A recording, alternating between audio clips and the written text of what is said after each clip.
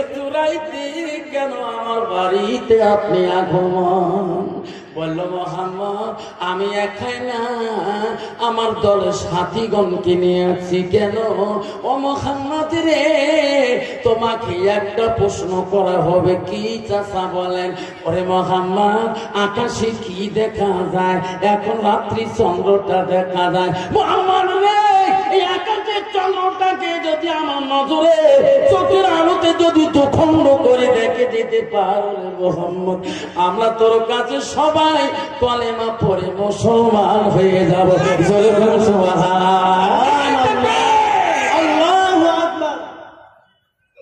আবার নবী বলেন চাচা,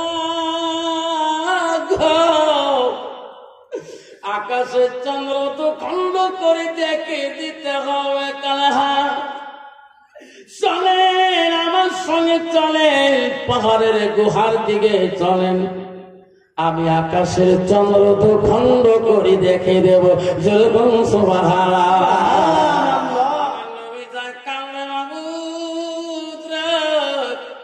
আমার চাচা এমন প্রশ্ন করেছে রে বাবু, আজকে যদি তুমি আমার ডাক করি না তো, এই চাচা যদি বিমুখ হয়ে যায়, পৃথিবীতে ইসলাম প্রচার করা আমার বড় কষ্ট হয়ে যাবে।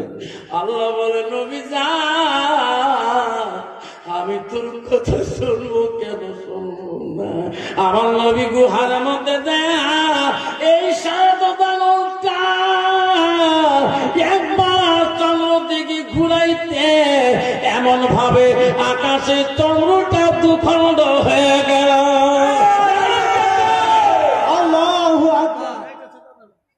বেদিনরা কাফে জমিনে থাকতে পারে না। মুহাম্মদ, আমরা বিশ্বাস করি যে রে কলেমা পড়তে মুসলমান আমাকে বানিয়ে দি।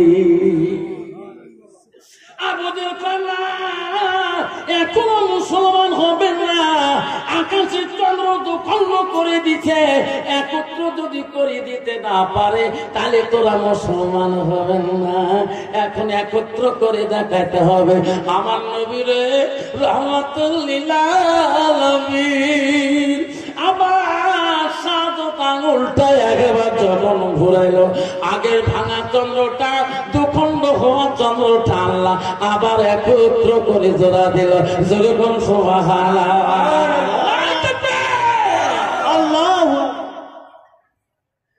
সব লোক নবীকে বলুন মুহাম্মদ আর তোর মাঝে যাকে আমাদের দেখতে চাই না। কলেমা পড়তে সব মানুষ কলেমা পড়ল লা ইলাহা ইল্লাল্লাহ মুহাম্মাদুর রাসূলুল্লাহ। সবাই বলে সাল্লাল্লাহু আলাইহি ওয়াসাল্লাম। সবাই কলেমা পড়ে মুসলমান হয়ে গেল। আবু জাহল বলল রে ভাই, আকাশের চন্দ্র তো তোমার মুহাম্মদ তোমাকে জাদু লাগে দিল, কিন্তু আবু জাহলকে পাবে না, আমি তার কথা বিশ্বাস করি না। আব্বা আমার মা বলে না, ও শোনো মা বলে না, আজকে ঘুরে বাড়িতে বহু কষ্ট করে আসছেন মা। আল্লাহ রাসূল কি বলল মা, আলমার আতুইদা সাল্লাত খামসাহা। আমার নবী বলে কোন একটা মেয়ে যদি 5 ওয়াক্ত নামাজ পড়ে, আমার রাসূল বলছে মাশাআল্লাহ, ওই মেয়েটা যদি রমজান মাসে রোজা করে, আমার নবী বলে ওয়াসানা ফারাজাহা, ওই মেয়েটা যদি পর্দায় পুষি দেয়, তলে নিজের চরিত্রটাকে যদি পবিত্রতা রাখি দেয়, আমার রাসূল বলল ওয়াতান বালাহা, ওই মেয়েটা যদি স্বামী বাড়ি যাওয়ার পরে তার স্বামীর মুখের দিকে তাকায় একবার যদি মুস্কি হাসি দিয়ে স্বামীটাকে আপন করে নিতে পারে, রাসূল বলল ও বাতার বাবা। নবী বলল ফাকাতে কুলু মানাইও আবু আবিল জান্নাতির সাথ। আমার নবী বল ওই নারীদের জন্য আল্লাহ 8টা জান্নাত বানিয়ে রাখছে। জোরে বল সুবহানাল্লাহ। আল্লাহু আকবার। ও মা কেন আছেন মা, তোদের সমকে আলোচনা দরকার আছে। মারে তোরা তো জান্নাত যাবে, মা তোরা কি জান্নাত যাবেন না? নবীজির স্ত্রী প্রথম বিবি ছিল মারে। মা ও শুনে রাখো নবীর প্রথম স্ত্রী ছিল হযরত খাদিজাতুল কুবরা। মা নবীজির দ্বিতীয় বিবি ছিল হযরতে সাউদা রাদিয়াল্লাহু তাআলা। মাগো নবীজির তৃতীয় বিবি ছিল মা হযরতে মায়েশা সিদ্দিকা আম্মা জনব। নবীজির চতুর্থ বিবি ছিল হযরতে জয়নব রাদিয়াল্লাহু তাআলা। নবীজির পঞ্চম বিবি ছিল হযরতে হাফসা। নবীজির 6 নম্বর বিবি ছিল উম্মে সালমা। নবীজির 7 নম্বর বিবি ছিল হযরতে উম্মে হাবিবা। নবীজির 8 নম্বর বিবি ছিল হযরতে মাইমুনা। নবীজির 9 নম্বর বিবি ছিল হযরতে সুফিয়া। নবীজির 10 নম্বর বিবি ছিল হযরতে রায়হানা। নবীজির 11 নম্বর বিবি ছিল মারিয়া। যেরকম সুবহানাল্লাহ। আল্লাহু আকবার। ও মা বোনেরা, নবীজির জীবনে 11 জন স্ত্রী অতিবাহিত হয়ে যায়। আমার নবী বড় স্ত্রী রাসূল কষ্ট দেয় না। যেরকম সুবহানাল্লাহ। বর্তমান যুগের নারীরা স্বামীকে কষ্ট দেয় কিনা? যেরকম দেয় কিনা? মনে হয় বিয়ে বাড়িতে না দেয়। আমাদের আসামে আছে স্বামী যদি কম দামি বস্তু বাজার থেকে নিয়েছে কয়েক হাতে সরে ফেলবে। বিয়ে বাড়িতে চোখে এসে ফেলেন আর কি জিনিস দেখতে পারেন না। যেরকম ঠিক না মিঠি? আল্লাহ নবীকে বলল তোমার কথা রাসূল কি বললো, কোন একটা নারী যদি মৃত্যুর আগে তুমি যদি ইন্তেকাল হয়ে যাও স্বামীর আগে, নবী বললেন যাওজুহা আনহা। যাওজুহা মানে হলো স্বামী, আনহা রাদিন। যদি তোমার স্বামী তোমার উপর রাজি খুশি হয়ে যায়, আমার রাসূল বলল দাখালাতিল জান্নাত, ওই মেয়েটা স্বামীর আগে জান্নাতে যাবে। জোরে বল সুবহানাল্লাহ। কেন ঘুমা বোনের আত্মরা বোঝেন না? জান্নাত যদি চান, জান্নাতের রাস্তা তোমার জন্য রাসূল বলে গেল এই 4টে কাম যদি করতে পারো মা, তাহলে তোদের জন্য জান্নাত। রাসূল বলে গেল মা গো, জান্নাতের রাস্তা তোমার জন্য 4টে। 1 নম্বর 5 ওয়াক্ত নামাজ পড়তে হবে। 2 নম্বর মা রমজান মাসে রোজা করতে হবে। 3 নম্বর ওয়াকাত বানাহা, স্বামী যখন আসবে মা স্বামীর মুখের দিকে তাকে মুস্কি হাসি দিতে হবে।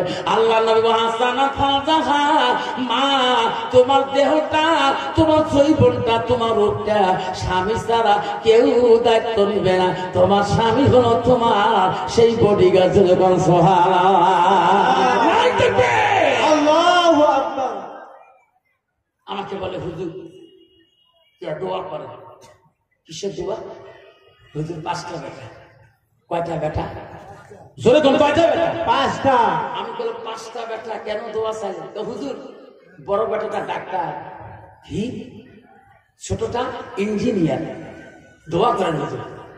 3 নম্বরটা তাই মাস্টার, 4টা তাই পুলিশ, আর 5 নম্বরটা ও হুজুর নাম কি কব, প্রাইমারিতে 5 বার ফেল। ও নাম করতে লজ্জা লাগে হুজুর। ও ছোয়াটার জন্য আমার মান সম্মান গুয়ে বাড়িতে নাই হুজুর। আমার মন চলছে এই গুয়ে বাড়ি কাজ করে হলো মাদ্রাসায় দিয়ে কিছু মুন্সি মানসা বাংলাছে। কি করলে কিছু মুন্সি মানসা মানে যেটা ব্র্যান্ডেড কিছু নাই, মেমোরি ভাইরাস, ওইটি নিয়ে তো মাদ্রাসাতে। আর যেটা ফার্স্ট লেভেল সায়েন্সে, ইকোনমিক্সে, প্রোডাক্টেড সায়েন্সে দিনে 5টা থাকতে প্রাইভেট। আর যেটা মানে অসল আলিকতে আলিশটা বিয়ে করতে বালিশ হয় মানে জলজলা, ওটা নিয়ে যা হুজুর হুজুর এটা কিছু মুন্সি মাংসা হয়। হুজুর দেখে তো হয় এটা তো জলজলা বালিয়ে মাথা, এটা তো আলিকতে আলিক হয়। হুজুর দেখলো, মা ব্যাপারী সাহেব বললো হুজুর এই দেখার পরিচয় আমি দেই না। চোপড়াতে গেলে আমাকে বলে আপনি ডাক্তারের বাবা না? বলে হ্যাঁ। ঠিক আমি ইসলামপুর গেছিলাম, আপনি ইঞ্জিনিয়ারের বাবা না? বলে হ্যাঁ। ঠিক আমি কিশনগঞ্জ গেছিলাম, আমাকে বলে আপনি মাস্টারের বাবা না? বলে হ্যাঁ। ঠিক আমি শিলিগুড়ি বাগডোগরা গেছিলাম, আমাকে বলে আপনি দাগা বাবুর আব্বা না? বলে হ্যাঁ। 4টি বেটা এত সম্মান পাইলে মজুর, এই বেটাটার সম্মান আমার শেষ করলো। এই মাদ্রাসা যাতে কিছু মুন্সি মানসা হুজুর বলল ব্যাপারে সাহেব কথা দিলাম মুন্সি মানসা বানার জন্য যখন মাদ্রাসায় কাজ করে দিলেন আমার কর্তব্য ও ব্যাপারী সাহেব আমরা মুন্সি মানসা বানিয়ে দেব। আমার নবী বলে দিলেন তুমি যখন এই নিয়াত করলে বুখারী শরীফে হাদিসে আছে আল্লাহ রাসূল বলো তোর বেটাকে মুন্সি মানসা বানা হবে।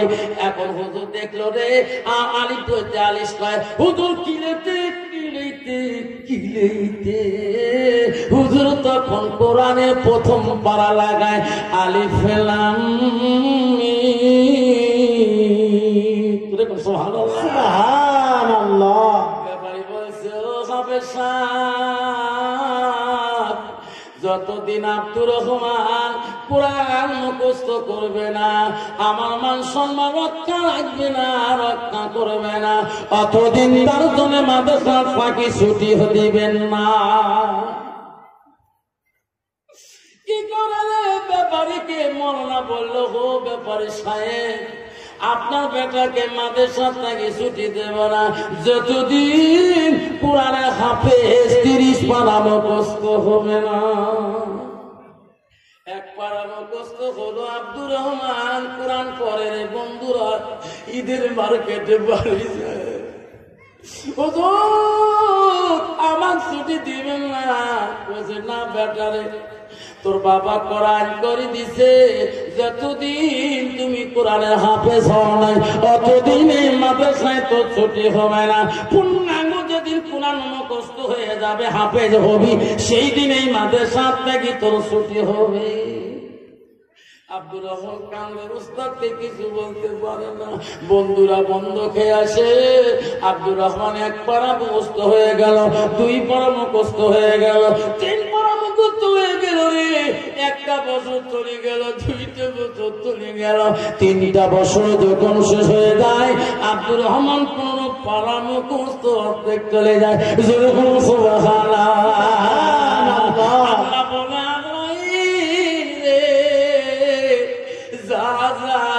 ওই ব্যাপারী জানটা তুমি কাবাজ করে নিয়ে আয় ওরে আজরাইল আমি আল্লাহ তাকে দুনিয়াতে এই ব্যাপারীকে রাখবো না। আজরাইল তো কেউকে ছাড়ে না কখন আজরাইল আসবে কেউ বুঝতে পারবে না। আজরাইল বাবার কাছে আগে আসবে না মার কাছে আগে আসবে না বড় ভাইয়ের কাছে আগে আসবে না ছোট ভাইয়ের কাছে আগে আসবে বড় বোনদের কাছে আগে আসবে না ছোট বোনদের কাছে আগে আসবে কেউ বলতে পারবে না। ওই তো খোদার খেলা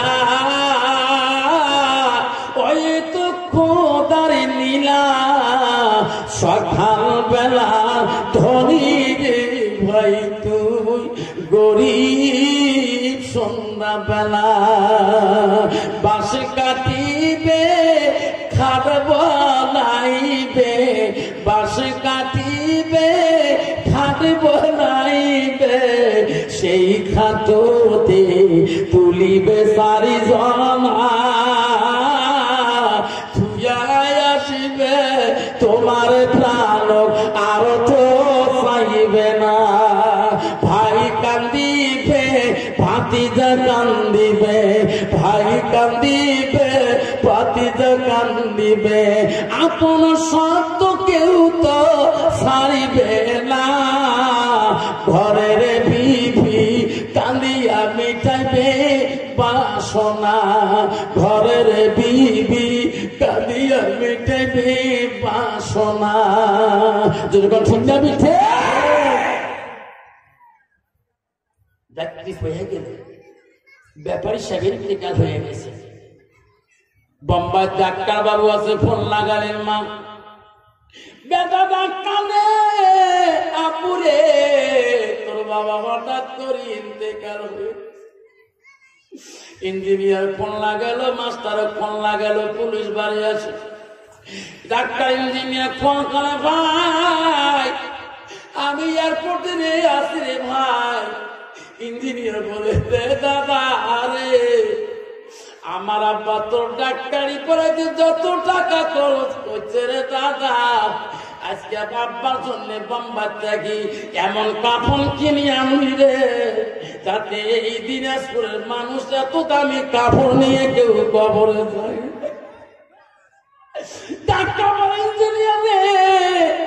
আমি ফ্লাইটে উঠার আগে আব্বার জন্য কাপন 3টে কিনে নিয়েছি। তুমি কি কিনে নিয়েছো ভাই রে? আমি আমার আব্বার জন্য গোলাপ জল আতর নিয়েছি। চারো ভাইয়ের বাড়িতে পৌঁছে যায়, ওই ইমাম সাহেব ব্যাপারীর গোসল দেয়। ব্যাপারীর বিবি বলে রে, ডাক্তার বাড়ি আসলো, ইঞ্জিনিয়ার বাড়ি আসলো, পুলিশ বাড়ি আসলো, মাস্টার বাড়ি আসলো, আমার আব্দুর আমার পাগলাকে জানলো না, আমার আব্বা কি মারা গেছে খবর পাই নাই। আমার তো ব্যাপারে বলি যায় নাই উনি কোন মাদ্রাসায় আছে।